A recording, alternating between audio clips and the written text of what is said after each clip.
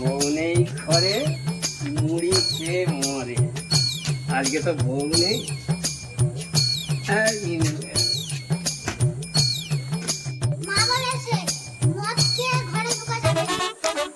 বাবা, আমি তো মদ খাইনি,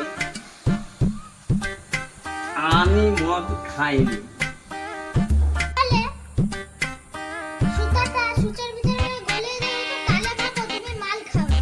তাহলে দেখ, আমি মদ খেয়েছি কি খাইনি তার প্রমাণ তোকে দিচ্ছি, দেখাচ্ছি।